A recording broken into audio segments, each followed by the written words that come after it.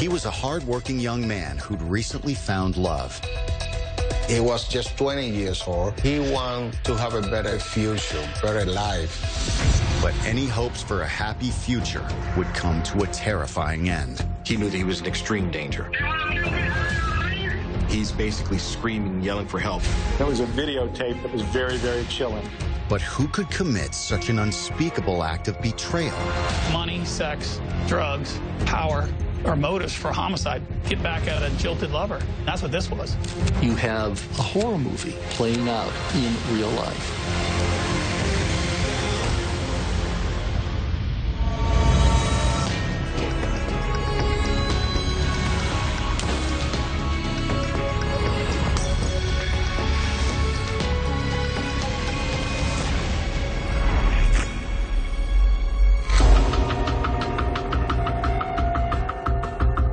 December 21st, 2011.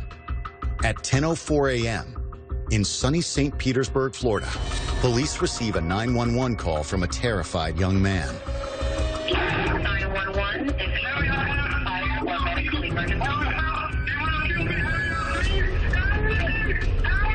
Man, where are you?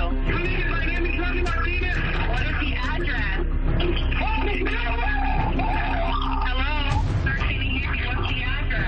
It's a very short phone call because whoever it is that's pursuing him is actually trying to get into wherever he's trying to hide.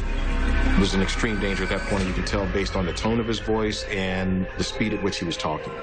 He was calling from a cell phone. He wasn't able to tell them where he was. There was no location for authorities to go off of. There was no information other than cries for help. In a situation like this, time is of the essence. Dispatchers are able to narrow the search to a neighborhood on the north side of St. Petersburg. Deputies are sent out to the location, walking around the houses, just checking to see if they can hear anything, if they can see anything. It was kind of like needles in a haystack. It took about an hour, roughly, before we actually got the exact location to check where Landy was. And that started with a phone call that we got from Landy's roommate. She had not been able to reach him after receiving some messages from Landy's current boyfriend. She was out of the state on a vacation, and she was very concerned because she was trying to get a hold of Landy and wasn't able to do so. So she called law enforcement. She told them where Landy Martinez lived. Law enforcement then went out to that location. It was clear that something had happened there because one of the windows was broken out and the door was open to the back of the house. The officers enter cautiously, not knowing what they'll find. They announce themselves, try to get some response from someone inside the house. There is no response. Eventually, they get towards the back of the house.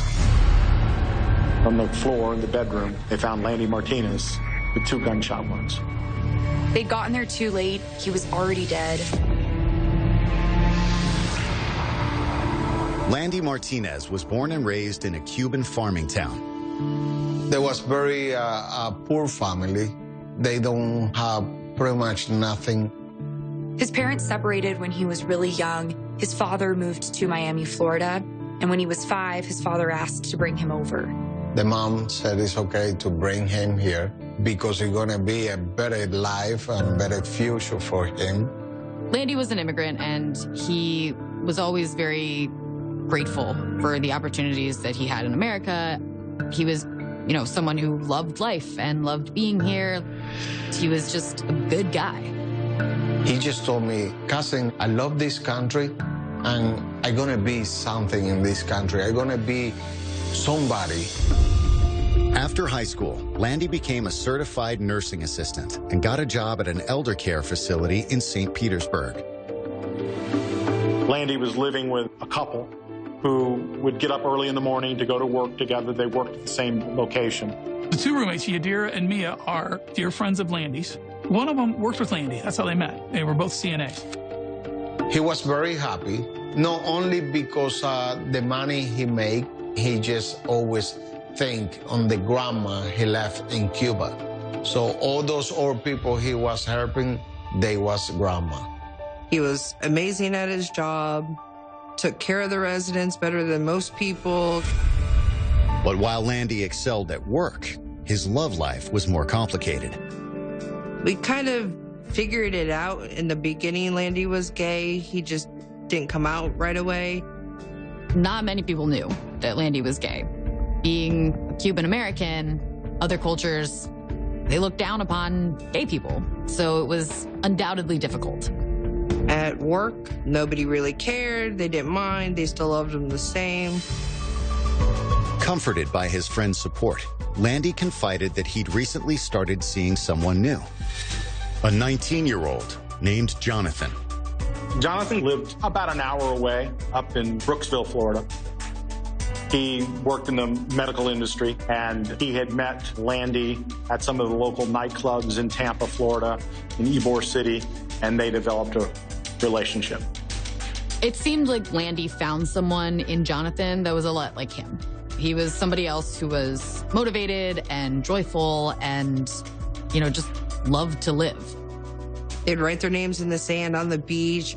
I thought Jonathan was a perfect match for Landy. Newly in love, 21-year-old Landy Martinez seemed to have the world at his feet. But less than a month into their romance, Landy's been gunned down in his apartment. The question is, why? All police know at this point is he was hiding from someone when he called 911. So the question is, who wanted to kill someone like Landy Martinez? Coming up, beneath a story of young love, investigators find a relationship driven by jealousy and obsession.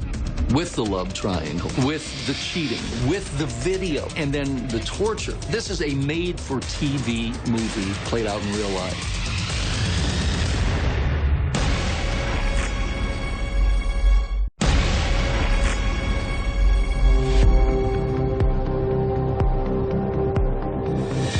St. Petersburg police are investigating the murder of Landy Martinez, a 21-year-old nursing assistant shot in his apartment by unknown assailants. Landy had been shot once in the back of the head, near his left ear, and a second time in the chest. In the bedroom where Landy's found deceased, he suffered 2 entrance wounds. We found 2 shell casings in that bedroom. They were .380 caliber. So now we're looking for a semi-automatic weapon. Detectives immediately noticed signs of a break-in, leading them to suspect attempted robbery. They saw broken glass near the doorway there, and it appeared to be damage to the door. There's a television that had been taken off the wall and is now sitting on a table inside the house. A large amount of items, computers, clothing, stacked up together near the door, which didn't appear to be normal. Perhaps someone startled them, the intruders, and the intruders shot and killed the homeowner. They also find a trail of blood leading to one of the bathrooms. Inside the bathroom, there's water running in there. They could see blood. They could see things like Drano sitting on the sink. It was in total disarray. The sliding glass doors to the shower were off their tracks. So there had been some type of a struggle in that bathroom. We found a rather large knife, a bottle of Drano. They were going to go in here and kidnap him and torture him. That was the intent when they went there. We believe Landy heard someone attempting to enter the home, and he went to confront those people. And at that time, he was overtaken. It was unclear why Landy's assailants hadn't simply taken the stolen items and left. But at some point, Landy broke free long enough to call 911. He was bound by the wrist with duct tape. When he's found, the duct tape is no longer on his person, but you can see residue as well as where hair was removed. You could see the voids where the tape had been taken off. I surmise that Landy got out of his restraints at that time, obtained the phone.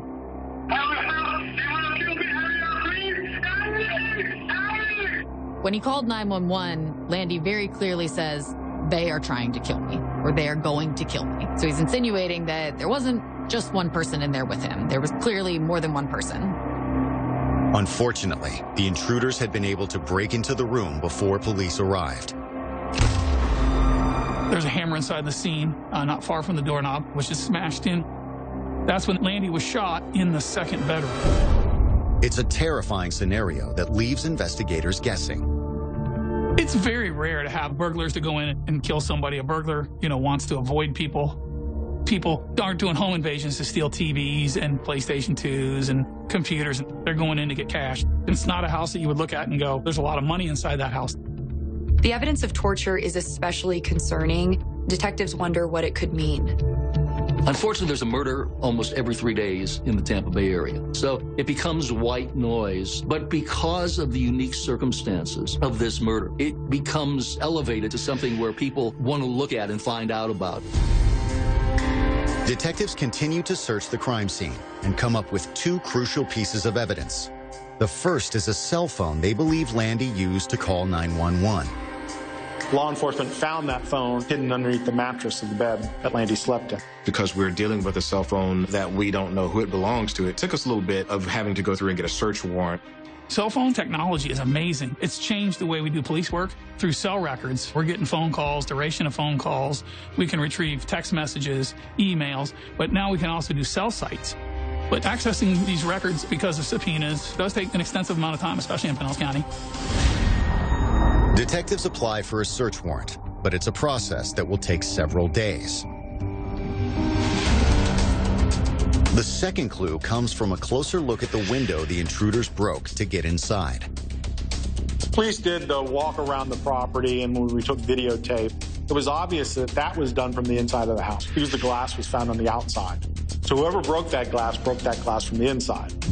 That's a detail that immediately sent up red flags because whoever killed Landy got into the house another way and is trying to throw police off the scent. You have to even wonder if they meant to steal anything. We suspect that what they attempted to do before they left was to make it look like a robbery, so they broke the glass, not realizing that they broke it from the inside. Was it a random act of violence? Or had someone gone there intending to kill Landy Martinez? It's still early in this investigation and anything is possible, but if it was just a robbery, then why torture him? Coming up, when police get their search warrant, Landy's cell phone will provide some answers. The phone actually contained the video footage of the victim where he was basically bound and tortured.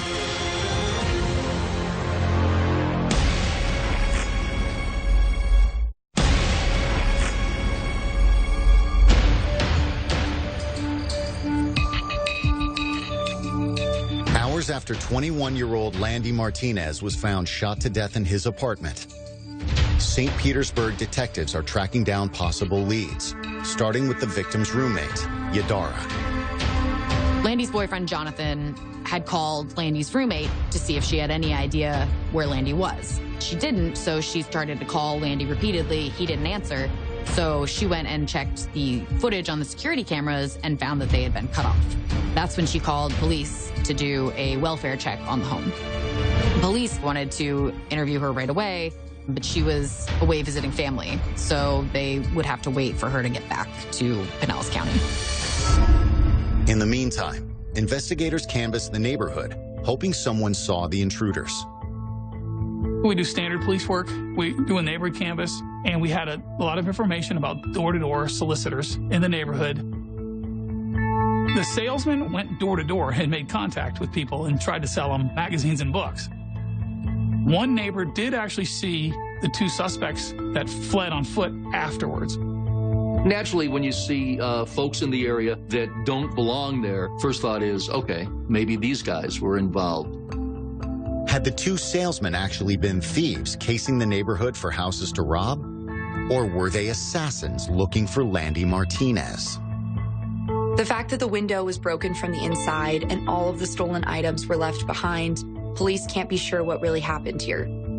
One of Landy's neighbors remembered the name of the company that these salesmen were working for, and they were selling magazines door to door, but it turned out that that day, the company had dispatched 30 reps to go and sell these magazines. The next day, while officers began tracking down the people on that list, Landy's roommate Yadara returns from vacation and arrives to speak with detectives. She was definitely emotional. You could tell she'd been crying, the puffy eyes, the head hung down.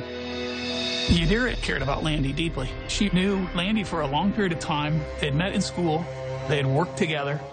They had built such a good relationship that they actually lived together in the same house, not as a couple, but, as roommates, as friends. Yadara tells police that she and Landy usually kept in touch throughout the day. But that morning, she'd been contacted by his boyfriend, Jonathan, instead. You had been trying to reach Landy, and there's some just text messages that were going on between the two that just didn't sound right. He wasn't returning or answering a phone call from him. And so he reached out to her. They didn't live in a great part of town. It was not the safest area. So they installed a security system. She noticed that the cameras were down, which was unusual. So she called law enforcement. She told them that she was concerned about her roommate. Yadira was extremely cooperative in this investigation and a very important part of the investigation, providing us with background information. However, investigators are curious to know whether she's aware of any problems between Landy and Jonathan. Landy and Jonathan had only been dating for a few weeks. I think it was 3 weeks. Landy's roommate had told police that they were very happy together, that they had seemed to fall fast for each other, but it looked like a really quick romance. I thought he was like sweet, basically like Landy, you know, sweet, kind, caring. He seemed really genuine. Seemed like their relationship would be long-term. The only issue Yadira can think of is Landy's ex-boyfriend, 24-year-old Jose Adame. Landy was just starting off, you know, as openly gay and first boyfriend. Jose, in the beginning, he seemed, you know, nice, caring. Jose and Landy met online on a dating website, and their first date was in a club in Miami, a nightclub. Landy loved Mexican music, and he was dancing, and you know he had a good time with that guy. Jose and Landy dated for several months before breaking up. Landy met Jonathan shortly after that, but Yadira says Jonathan had an irrational fear that Landy was still in love with Jose. Jonathan was insecure. It was the beginning of a relationship. He wanted to make sure that things were over with Jose and Landy. The night before this homicide, Landy said, "Let me call Jose, you stay on the phone, and I'll show you that it's all him and it has nothing to do with me. It's all him wanting to get with me. I'm not interested in Jose, I want to be with you." There was an exchange that happened at 1 o'clock that morning. Landy called Jose, and Landy put his current boyfriend on the phone to be able to listen to this conversation. Jonathan is concerned that Landy is really going to go back with Jose, and he says, no, I love you, and I'll prove it to you. Landy had told Jonathan, just be quiet, I'm not going to tell him you're on the phone, so you'll know this is the truth. Jose was told by Landy that Landy didn't love him. Landy had a new boyfriend. Yadira tells police Landy also asked her to listen in. According to her, the call seemed to go well. Jose's reaction was, no big deal, no problem. I'm happy for you. I'm happy for Jonathan. I'm glad. Matter of fact, I have a new boyfriend, he said. He's given me a red Lexus. He even texted over a picture of him standing in front of a red Lexus. But investigators wonder if perhaps one of Landy's boyfriends wasn't as happy with the situation as they pretended to be. In most investigations, police start in, closest to the victim, and then out and out and out. Jonathan was Landy's lover. You got to look at him. The four-way phone call in particular raised a lot of questions. Was there a reason for Jonathan to be jealous? Did he see something or know something? There's also the possibility Jose wasn't over Landy.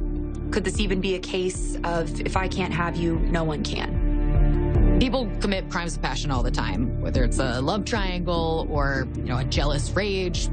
Passion brings out intense emotions, and sometimes they're really great intense emotions, and sometimes they're the kinds of things that drive someone to murder. Coming up, detectives learn that Jonathan and Landy's relationship wasn't all it appeared to be. Jonathan was shocked because just hours ago, he had told him he loved him. None of the text messages made sense based on the conversation they just had several hours before.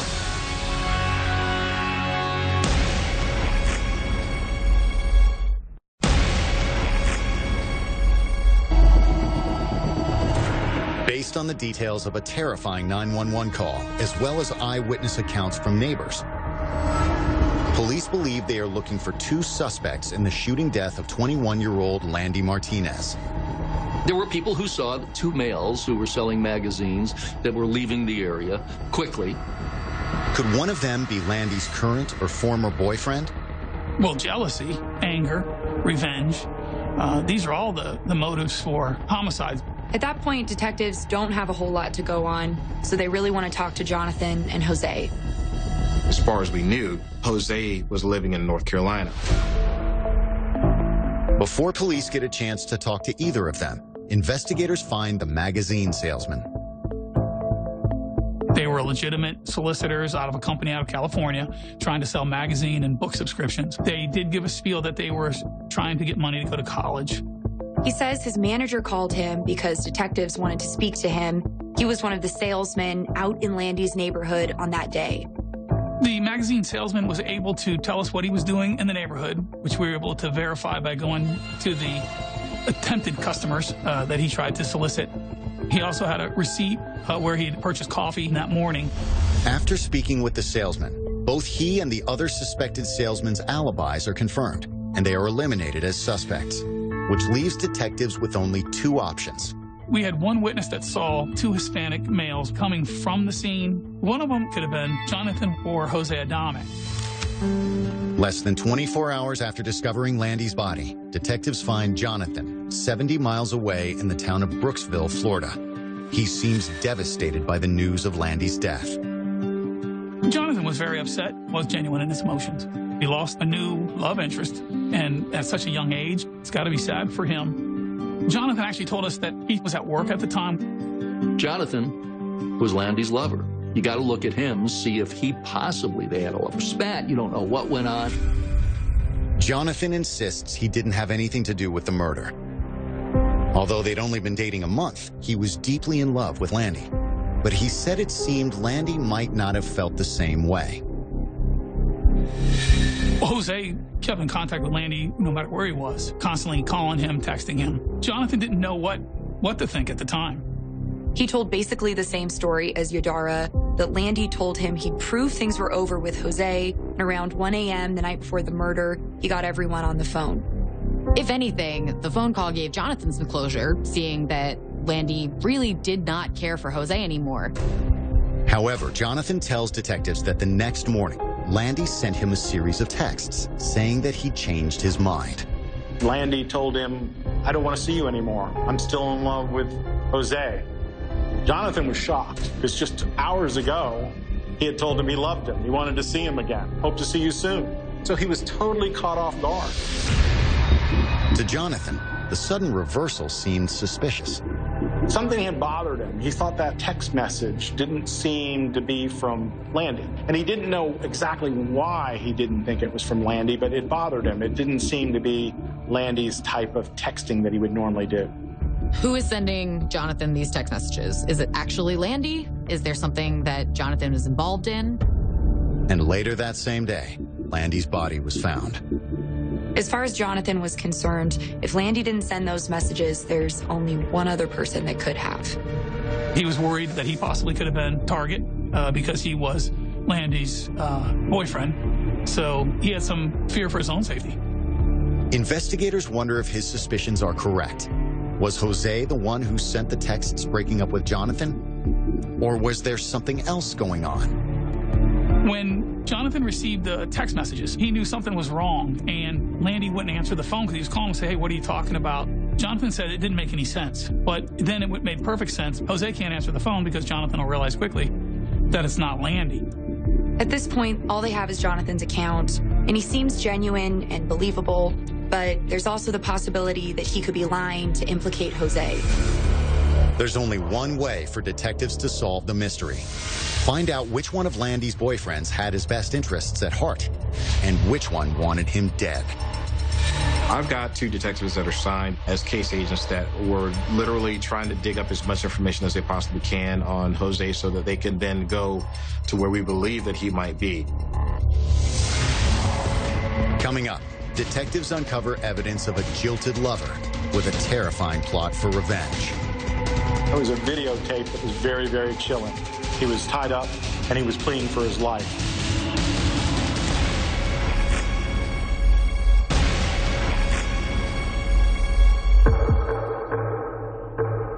After interviewing the victim's current boyfriend, investigators are left with more questions than answers. Landy Martinez had declared his love for Jonathan, only to break up with him in a text message moments before he was killed. The victim's not answering his phone. However, he's getting text messages back from someone in a conversation like he would normally get from the victim, which is why he was so suspicious. Who is sending Jonathan these text messages? Is it actually Landy? Is there something that Jonathan is involved in?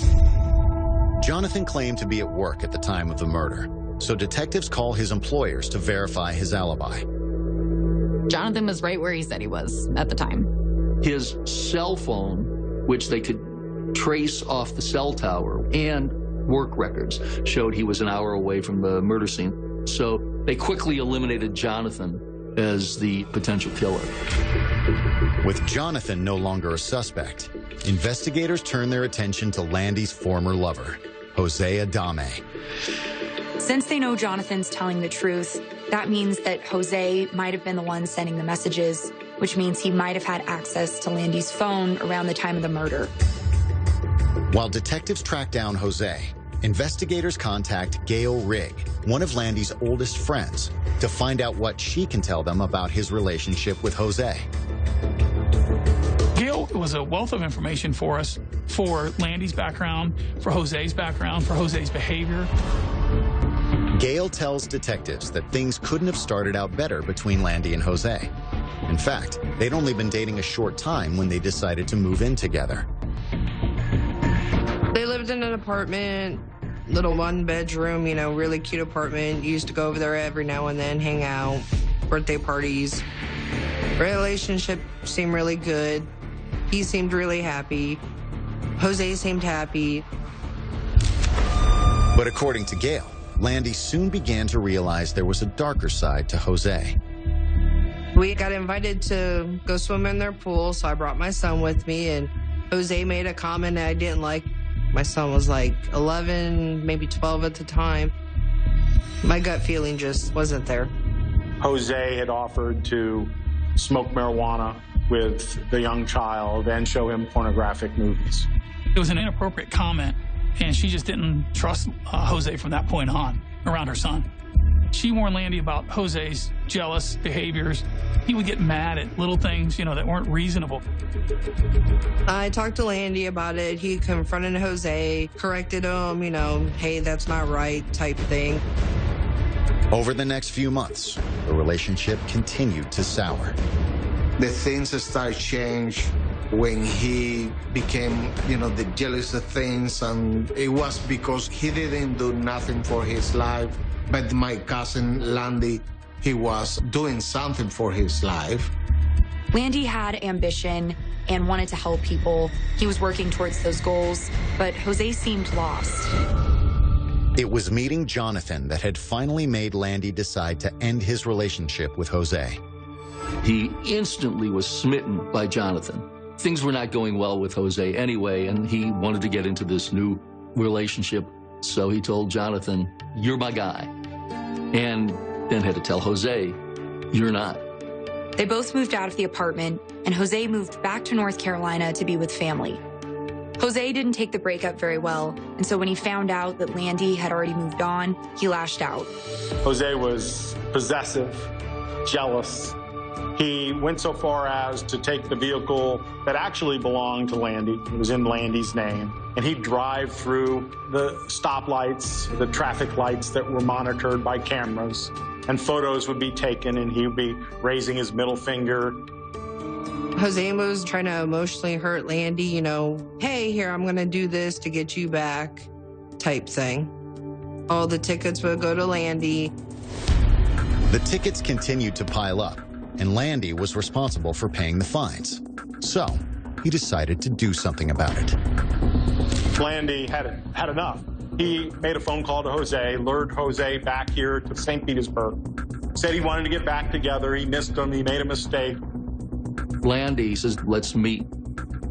Jose thinks they're getting back together. Jose drove down in the car, met him at a fast food restaurant in the parking lot. Waiting for him was Landy and law enforcement. At that time, the Pinellas County Sheriff's Office determined that the rightful owner of the vehicle was Landy Martinez.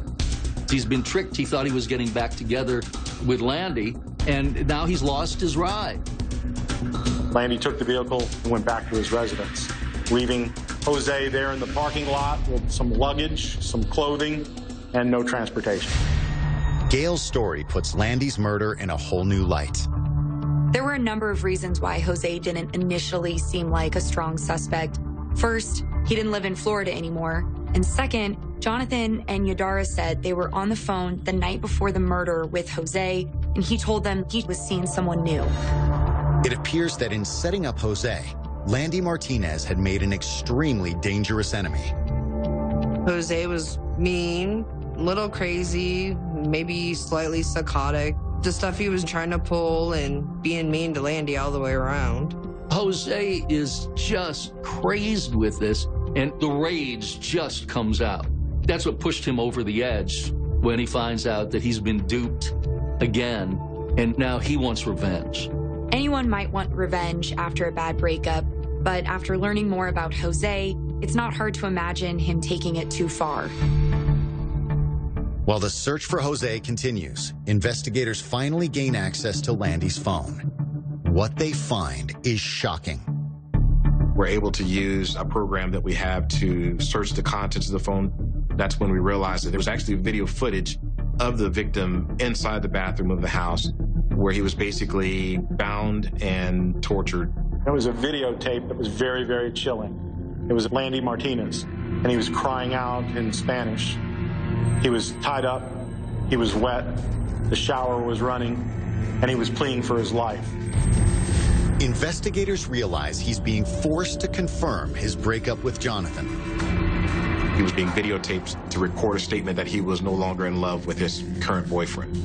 He was blaming himself for everything that had occurred, and Jose was a great guy, and Jose had nothing to do with this, and I'm all at fault, it's my fault. It's never easy to watch somebody suffer, but watching someone beg for their life is horrible. It was disgusting. Whoever was filming Landy was doing it out of hate, out of spite, and was torturing him. And at this point, it seems obvious who the person holding the camera must be. And he was using a Spanish term called papi. And we later learned that that was a term of endearment that Landy had used towards Jose. Coming up, detectives believe Jose Adame is their murderer. Now they just have to catch him. We're using the U.S. Marshal's Office to try to help us locate him. At that point, it was anybody's guess. He could have been anywhere.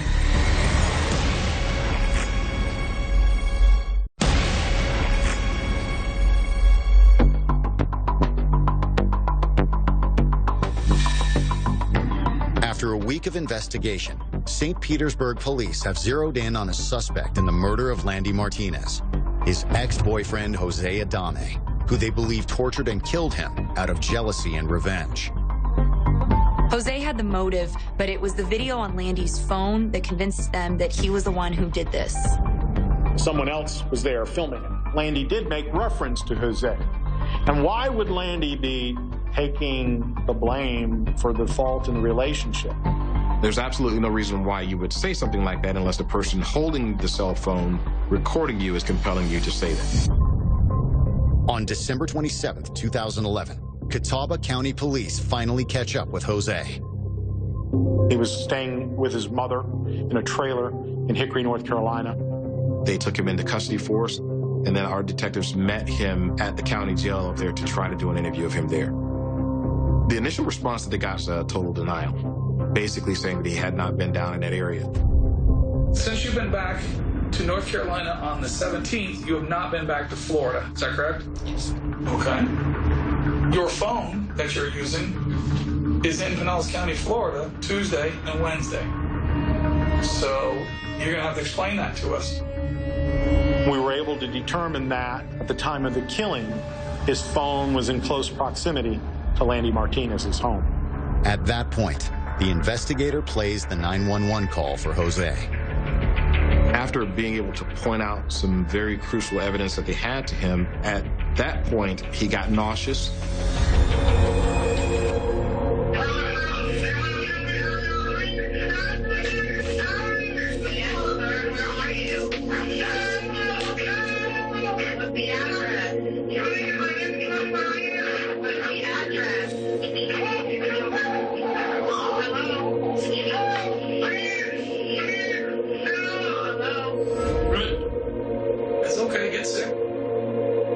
as they began to press and try to get him to tell them exactly what happened, they received a telephone call from someone representing themselves as being his attorney, and they had to end the interview.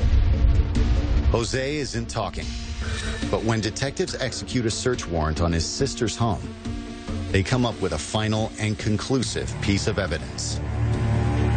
We were able to obtain blood out of that vehicle, blood that was identified as belonging to Landy Martinez. They also find out the name of the person seen leaving Landy's neighborhood with Jose the day he was killed. Witnesses identified Jose's nephew, Leo, the young 16-year-old boy, as having been with Jose on the 20th and 21st of December. Once we found out who Leo was, we returned to North Carolina and tried to make contact with Leo, but Leo wasn't to be found. We feel that Leo probably went back to Mexico, or at least was hiding out. And throughout the whole period of time, Jose Adame always denied the crime, so he never provided us information concerning Leo or Leo's involvement. 4 months after the crime, on April 14, 2012, Jose Adame is indicted for the murder of Landy Martinez. More than 4 years later, after delays in preparing the case and gathering witnesses, his trial finally begins in July of 2016. Prosecutors are confident once the jury hears the details of his heinous crime, they will have no trouble finding him guilty. Jose thought he got the raw end of the deal when he and Landy broke up, so he planned the robbery to get back at him. So all those bags that police found stacked up against the door were filled with items that he probably had every intention of taking. The night before the robbery, Landy added insult to injury by subjecting him to more humiliation in front of Jonathan and Yadara. Being confronted on this three-way phone call that they had at 1 o'clock in the morning, being told, I don't want anything to do with you anymore. These are the things that we believe that pushed him over the edge. So instead of just going in and robbing Landy, they tied him up, they tortured him, and they executed him. We surmised that while they ransacked the home, they were going from room to room, packing things in pillowcases and duffel bags. Landy got out of his restraints at that time, obtained the phone. He's making the 911 call, he's chased, and he's shot, he's killed. Jose's phone records help prove he and his cousin were the men neighbors saw fleeing the area. After the shooting, his phone immediately traveled outside of Pinellas County, over the bridge, into Tampa, I-75, on up to North Carolina. Instead of claiming that Jose is innocent, the defense tries to raise doubt by pinning the blame on his 16-year-old nephew, Leo. They finally admitted that Jose was inside the house, but Jose had nothing to do with the killing. It was all Leo. It was a last-second admittance to being at the scene of the crime, saying that there was someone else there, the 16-year-old who had never met the man that he allegedly murdered. After a 5-day trial, the jury returns its verdict. They find Jose Adame guilty of first-degree murder. He is sentenced to life in prison. The physical evidence that we had at the scene contained in that cell phone with that video footage, and then the blood evidence that was found inside his sister's car. You get cases with evidence, but that much evidence just keep coming and coming. It's rare that you have that type of case. For Landy's friends and family, the victory is bittersweet. If this didn't happen to Landy, I think he probably would have moved on to maybe a nurse or, doctor or something, married Jonathan or found another love of his life and just had a family. To do those kind of things, you need to be able. You need to have the devil inside of you. Jose, he deserved to be dead because he gave part of my heart to